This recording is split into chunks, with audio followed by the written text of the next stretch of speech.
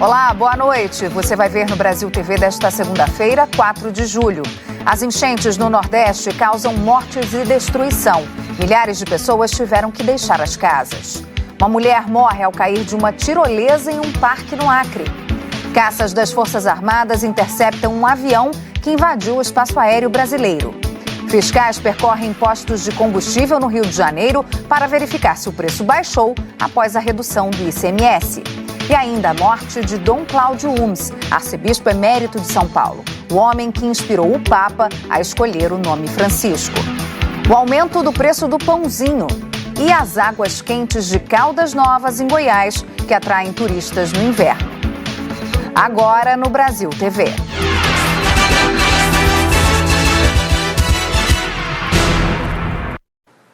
As enchentes voltam a castigar o Nordeste. Em Pernambuco, 24 cidades foram atingidas pelo temporal. Mais de 4.000 pessoas fora de casa. Esse é o resultado da chuva forte que caiu durante todo o fim de semana em cidades da Mata Sul e do Agreste de Pernambuco. No município de Quipapá, o rio transbordou e invadiu as casas. A Defesa Civil disse que já choveu 138 milímetros por lá, mais do que o esperado para todo o mês de julho.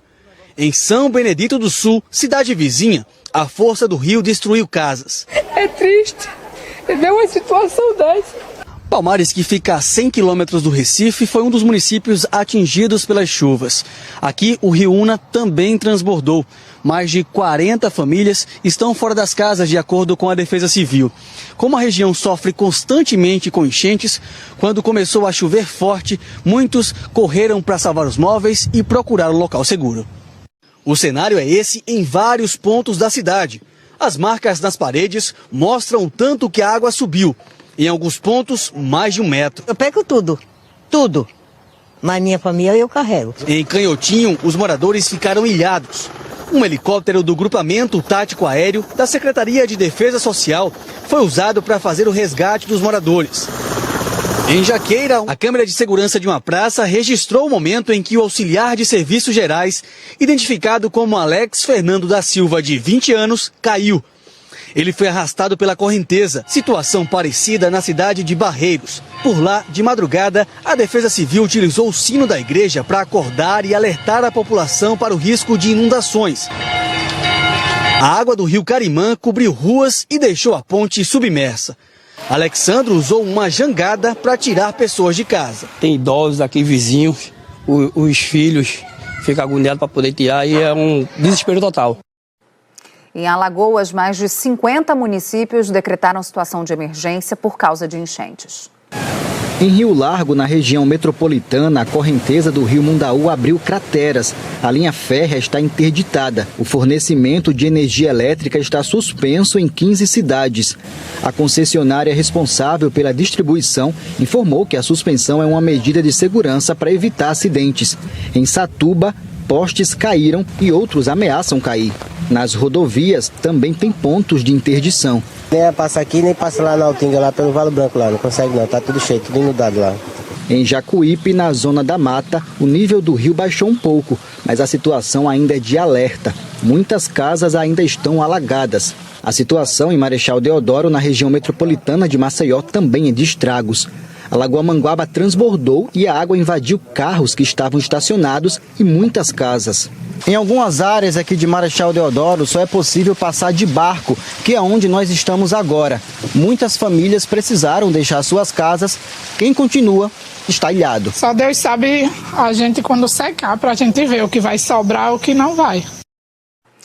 A polícia investigou o acidente que causou a morte de 5 pessoas da mesma família ontem no Paraná. Foi na PR-323, no trecho entre Tapejara e Cianorte. Segundo a polícia rodoviária, um caminhão bateu de frente e todos os ocupantes do carro morreram. Eles tinham entre 17 e 63 anos. O caminhoneiro não se feriu. Também teve acidente grave no Rio Grande do Sul. Foi hoje cedo na BR-386, em Constantina. A van que transportava pacientes foi atingida por um caminhão. 7 pessoas morreram. As causas do acidente vão ser investigadas, mas segundo a Polícia Rodoviária Federal, o caminhão invadiu a pista contrária e bateu de frente na van. O motorista do caminhão ficou ferido e está internado em estado estável. Morreram no local o motorista e todos os 6 passageiros da van, entre eles um bebê de 2 meses. A Prefeitura de Constantina informou que os pacientes iam ser atendidos em especialidades que o município não oferece. Eles estavam indo para hospitais das cidades de Jabuticaba e Tenente Portela, que ficam aqui na região. 8 pessoas iam viajar, mas uma se atrasou e acabou não embarcando. Uma mulher morreu ao cair de uma tirolesa num parque em Rio Branco, capital do Acre. A enfermeira Yasmile Araújo, de 23 anos, morreu na tarde do último sábado após cair de uma tirolesa no Parque Aquático Piracema Parque Clube, na rodovia Transacreana, zona rural de Rio Branco. A jovem estava acompanhada do namorado quando aconteceu o acidente. A queda foi de uma altura de 15 a 20 metros, segundo os bombeiros. A nossa equipe não foi autorizada a entrar no local, mas, de acordo com o Corpo de Bombeiros, o parque passou por vistoria na manhã do dia 1º de julho e a tirolesa não existia. Ela foi montada após o local receber autorização para o evento, que foi realizado no dia seguinte. O parque fez uma cavalgada no sábado. Os parentes confirmaram que Yasmile, o namorado e alguns amigos estavam no estabelecimento desde o início do sábado para curtir o dia juntos. A enfermeira morava em Senador Guiomard, interior do Acre, onde foi velada. Ainda conforme a família, Yasmile teria subido na estrutura sem proteção. Pisou em um buraco que havia no topo da tirolesa e caiu. Ela sofreu diversas fraturas pelo corpo e recebeu atendimento de uma equipe do Corpo de Bombeiros que estava no local. Uma ambulância do Serviço de Atendimento Móvel de Urgência também prestou assistência para a jovem. Christian Araújo, tio do namorado de Yasmile, confirmou que a vítima morreu dentro da ambulância do SAMU quando teve uma parada cardiorrespiratória. Em sua página oficial, o Parque Aquático lamentou o acidente e disse que suspendeu as atividades da tirolesa até que tudo seja devidamente apurado. A jovem foi enterrada em Rio Branco, no cemitério Morada da Paz, no final da tarde deste domingo. Um avião foi interceptado por caças da Força Aérea Brasileira neste domingo, quando sobrevoava o Mato Grosso do Sul sem autorização. O repórter Patrick Lima conta essa história. Um bimotor prefixo PRWCP foi identificado pela Vigilância Aérea da Força Aérea Brasileira logo após invadir o espaço aqui do Brasil de forma irregular, é claro. Isso na altura do Mato Grosso do Sul. Lá ele foi alcançado por 2 caças Super Tucano da Força Aérea Brasileira, que deram ordem para que o aparelho pousasse. O piloto se recusou, por isso, então, os militares da Força Aérea Brasileira abriram fogo contra esse avião, que teve que fazer um pouso forçado, isso na área rural, já aqui no município de Jales. A princípio, as autoridades informaram que no avião foram apreendidas meia tonelada de pasta base de cocaína, mas a Polícia Federal atualizou essas informações. Na verdade, estavam dentro do avião 663 quilos de cocaína. A droga estava embrulhada em grandes pacotes verdes. A aeronave com avarias foi transportada em um caminhão com o apoio do Corpo de Bombeiros, da Polícia Militar e também DR, até o aeroporto municipal aqui de Jales, onde permanecerá à disposição da Justiça. A Força Aérea Brasileira informou que ações de interceptação desse tipo seguem todos os protocolos previstos no decreto de 2004, que regulamenta a ação de caças da FAB em relação a aeronaves suspeitas. O último caso desse tipo, antes desse, aconteceu no final de março também em Mato Grosso do Sul. Na ocasião, o piloto do avião suspeito cooperou e seguiu as orientações dos pilotos da Força Aérea e aterrissou em Campo Grande, onde foi preso. Nesse caso aqui de Jales, a Polícia Federal do município aqui de Jales, com sede aqui no município, no caso, é que acompanha agora as investigações para tentar identificar principalmente quem estava nessa aeronave. Criminosos não param de soltar balões nesta época do ano. No Rio de Janeiro, houve vários casos no fim de semana e um balão atingiu o Rio Centro, na zona oeste da cidade.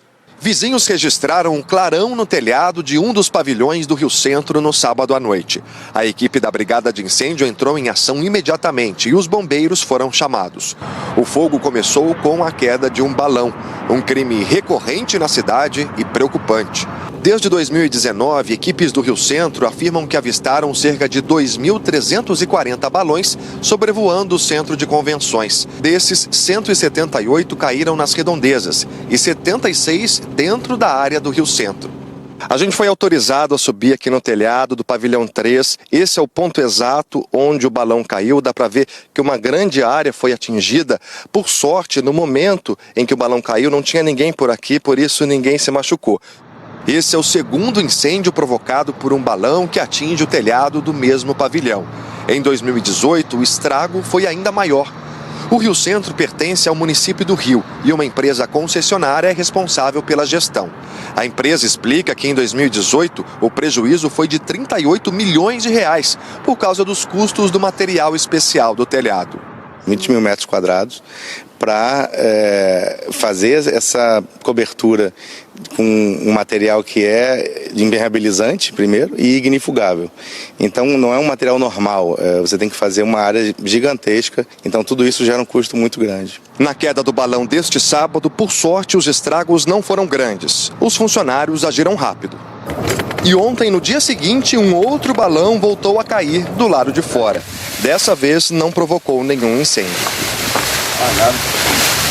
Também nesse domingo, uma equipe de policiamento ambiental da PM estourou uma fábrica de balões em São Gonçalo. Os agentes apreenderam vários tipos de materiais usados na fabricação dos balões. O dono da fábrica foi preso e levado para a delegacia. No Grajaú, os moradores também levaram um susto. Um balão enorme caiu entre esse prédio e uma garagem de ônibus. Baloeiros tentaram entrar no prédio para recuperar o balão, mas foram impedidos pelo síndico.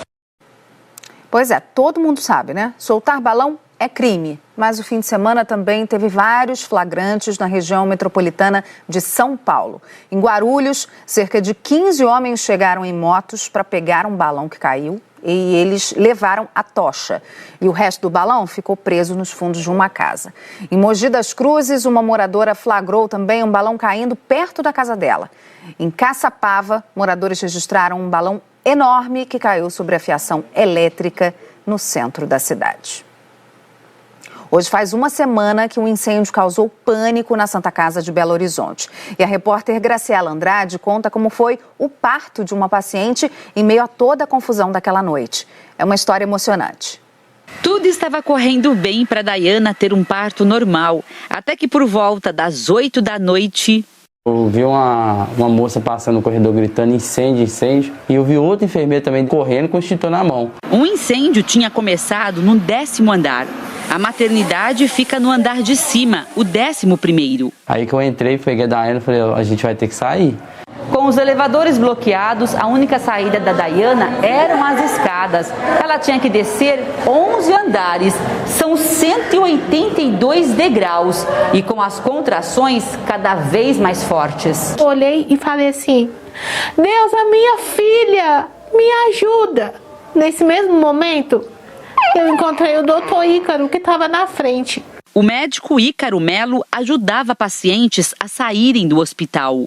Ele, que é anestesista, não pensou duas vezes. Acabou a especialidade, agora é medicina de guerra. Vamos fazer o que a gente pode fazer para ajudar, né? O médico arrumou uma maca e levou Dayana até o corredor do 4º andar. Eu lembro que ele pegou a cabeça da neném e falou, pai, vai vir, faz força aí. A menina veio no braço do Ícaro assim. Ana nasceu às 20h31, com 50 centímetros e pesando 3,240 kg. Todo mundo bateu palma e tinha o paciente, o acompanhante, que até mesmo nos emprestou para tampar a Ana, o forro na hora, porque não tinha nada para tampar ela, não tinha nada. Mas a Santa Casa continuava pegando fogo. Eles ainda tinham que descer 4 andares. E aí eu fui encaminhando ela devagar, descendo o restante das escadas, até lá na portaria central, no qual a equipe da obstetrícia estava aguardando ela lá. Ao chegar no térreo, Dayana e sua filhinha foram transferidas para o Hospital São Lucas. Tiveram que cruzar 8 faixas de avenida. Daiana estava bem e foi recebida por este médico que finalizou o atendimento. Então ela chegou sem complicações, sangramento estava tranquilo, foi tudo dentro do habitual. Daiana, o marido e a pequena Ana voltaram à Santa Casa na última sexta-feira. E aí, que isso? Obrigada, Lu. Que isso? Muita saúde para Ana e para a família dela. A incidência de varíola dos macacos aumentou no país. Agora são 76 casos, a maioria em São Paulo. O presidente da Sociedade Brasileira de Virologia afirma que não há motivo para alarme, mas as pessoas devem ficar atentas aos sintomas. Felizmente, o que a gente está vendo é que esse surto traz uma doença muito leve, né? A gente não tem nenhum óbito no mundo inteiro até o momento. Assim, em termos comparativos com a Covid, eles não estão na mesma escala, né? Mas é preciso atenção. Qual que é a ação mais importante nesse momento? Vigilância. Aparece então na pele um inchaço, uma bolinha, vamos dizer assim, uma pústula, que depois ela rompe, libera um líquido que é muito infeccioso e depois ela vira uma crosta, né, com cicatriz, semelhante realmente a catapora. Então apresentou esses sintomas, né, acompanhados de febre, é importante buscar imediatamente apoio médico para fazer o diagnóstico diferencial. No Rio de Janeiro, fiscais do Procon percorreram postos para verificar se o preço do combustível caiu depois da redução do ICMS no setor. Às 6 horas da manhã, as plaquinhas foram trocadas.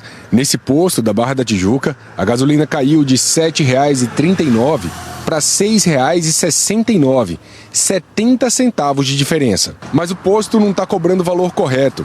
Ainda teria que abaixar mais o preço. O certo seria de R$ 6,29. O posto é autuado, depois vem o prazo de recurso dessa autuação, e isso pode se transformar em multa depois de aproximadamente 14, 15 dias. Aquele posto que aumentou o preço para depois reduzir, esses serão o agravante e, consequentemente, as multas serão maiores. A maioria dos postos deixou para fazer a redução a partir desta segunda. Na última sexta-feira, o Estado publicou um decreto reduzindo a alíquota do ICMS sobre combustíveis, energia, telecomunicações e transporte, de 32% para 18%. O preço que a gente tem na cabeça, a média, é R$ 6,61, não é isso, Rogério? Exatamente. Então, fora completamente desse padrão, o posto vai ser autuado. Na prática, todos os postos são obrigados a diminuir o preço entre 14% e 15% em relação ao que era cobrado na semana anterior. Nesse posto da freguesia, a diminuição ficou dentro do esperado.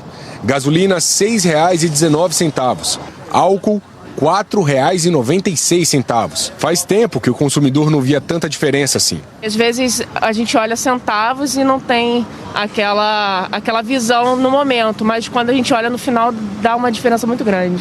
Ainda continua alto, ainda pesa. E a seguir, o aumento do preço do pãozinho. Já tem gente até reduzindo o consumo.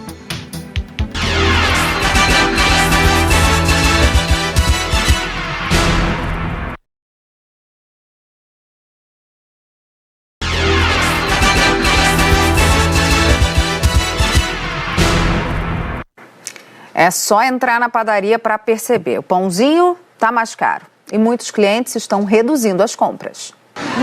Esta padaria produz em média 7 mil pães todos os dias. Seu Valdo é cliente fiel, porque adora um pãozinho com mortadela no café da manhã. Mas a sacola está mais leve na volta para casa. Antigamente vinha mais. O dono explica que antes a padaria comprava o saco de trigo com 25 quilos por R$ 59. Hoje, custa mais que o dobro, R$ 125. Até o fim de abril, o quilo do pão francês aqui estava por R$ 7,99. Hoje custa R$ 10,99 o quilo, aumento de mais de 30%. Rússia e Ucrânia juntas respondem por 30% de todo o trigo consumido no mundo. Temos ainda o impacto nos custos dos panificadores, que dizem respeito ao aumento, por exemplo, do petróleo, que leva ao aumento do diesel, elevando os custos de produção. E também o aumento do preço da eletricidade. No mercado de São José, o famoso pãozinho assado de Seu Clóvis também aumentou de preço. Os clientes pagavam R$1, mas agora custa R$ 1,50. Sempre quem reclama é quem tem o poder aquisitivo menor. Seu Clóvis já chegou a vender 600 pães todos os dias. Agora Hoje só vende 180, 200, o máximo. E com tantos alimentos caros, as famílias de alunos de baixa renda em Tubiara, no interior de Goiás, estão aliviadas. As escolas vão manter as refeições para os estudantes durante as férias. Olá, durante o mês de julho, as escolas municipais vão continuar abertas para receber os alunos que quiserem almoçar. Segundo a Secretaria Municipal de Educação, o público-alvo são famílias carentes. 17 escolas participam da ação. No caso das creches, não tem almoço, mas os pais vão receber um kit de alimentos, com leite, bolachas e também frutas. Segundo a Prefeitura, mais de 1.500 kits serão distribuídos por semana. Voltamos aos estúdios do Brasil TV. E morreu hoje o cardeal Dom Cláudio Umes, arcebispo emérito de São Paulo, aos 87 anos. Foi ele quem inspirou o Papa a escolher o nome Francisco. Áurea Afonso Umes nasceu em Salvador do Sul, Rio Grande do Sul, em 8 de agosto de 1934. Entrou na vida religiosa pela Ordem Franciscana dos Frades Menores. Se tornou o Frei Cláudio Umes.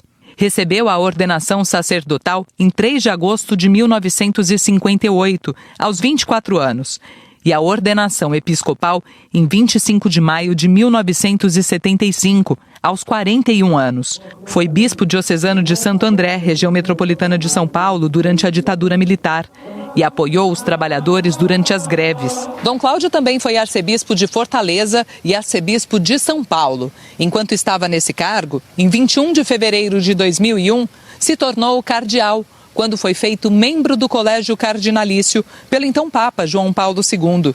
Moderado, capaz de se orientar com facilidade entre as várias tendências presentes na Igreja Católica, Dom Cláudio era um dos favoritos para substituir João Paulo II no conclave de 2005.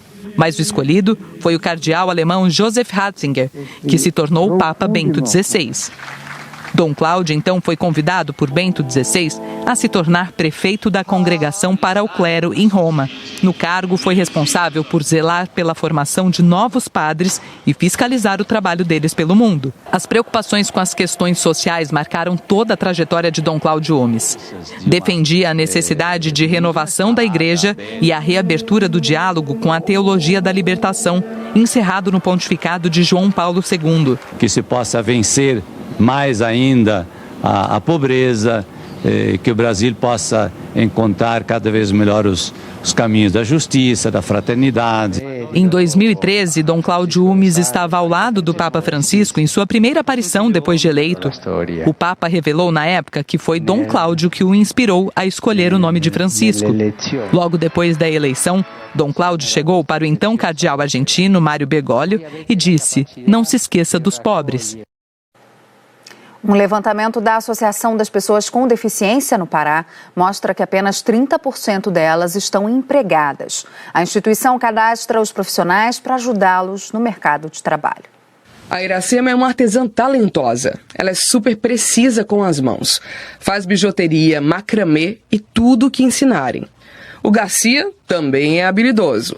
Além de pintar, costurar, faz tapetes, almofadas. A Celina ama trabalhos artesanais. Os três têm deficiência cognitiva e se conheceram aqui na PAI, em Belém. Estou vestindo um negócio para mim, eu para uma renda extra, né? Foi com a ajuda dessa renda extra que a Celina mobiliou toda a casa. Tenho tudo, a geladeira, fogão, sofá, televisão, ventilador. Ela tem 63 anos, está na PAI desde os 9. Aqui aprendeu a importância do trabalho e ganhou uma profissão. Nós buscamos desenvolver habilidades de artesanato, culinária e áreas afins que possam proporcionar também uma geração de renda para eles. Quando a gente dá oportunidade para eles, a gente vê o quanto eles são capazes. Era só isso que o Cleiton precisava. Ele nasceu com uma má formação congênita nas pernas. Tem limitações na mobilidade. O preconceito, infelizmente, também fez parte da vida dele. A parte que foi mais difícil praticamente conviver com isso foi na parte que eu já vim começar a trabalhar. Ainda assisti aquele preconceito, né, das pessoas de te limitar em alguma coisa que tu possa fazer, mas tu é capacitado. Ele conseguiu um emprego nesta empresa de transporte. A instituição cumpre a lei que determina que 4% das vagas sejam reservadas para pessoas com deficiência física. Eu vejo que eles têm muito a nos ensinar, assim, há uma troca. Eles são muito eficazes onde eles fazem, eles são extremamente profissionais e eu não vejo que há essa diferença. Para garantir que essas pessoas tenham acesso às vagas reservadas para elas, a APPD faz o cadastro e envia para as empresas. Começou a alta temporada de turismo em Goiás e a expectativa é de 1,5 milhão de visitantes. Uma das atrações é o município de Caldas Novas. Olhando a piscina assim, nem parece que estamos no inverno. Em julho, Caldas Novas vira o destino de quem quer justamente fugir do frio da estação. Eu vim procurar água porque é água quente. Só veio pra cá ou então pro Nordeste, mas eu prefiro aqui por causa das piscinas. As águas termais são um convite para as famílias que entram de férias agora. Neste hotel já não há mais vagas para julho. Prova do bom momento do turismo na região é que o aeroporto de Caldas Novas tem expectativa de aumento na demanda. Só no mês de julho, a previsão é que quase 8 mil turistas desembarquem aqui. Esse número representa um aumento de 25% na oferta de voos durante o período de férias. Caldas Novas tem desenvolvido muito na gastronomia, tem vindo uma gastronomia, um polo gastronômico moderno, muito bonito da cidade, além dos polos já tradicionais. Quem está pensando em curtir as férias na cidade e ainda não fez reserva, é melhor se apressar, porque o turismo por aqui está aquecido igual às águas termais. Com certeza, porque aqui a gente vai estar bem quentinho, protegido do frio. Que delícia! Brasil TV fica por aqui. Desejo para você uma ótima noite. Até amanhã.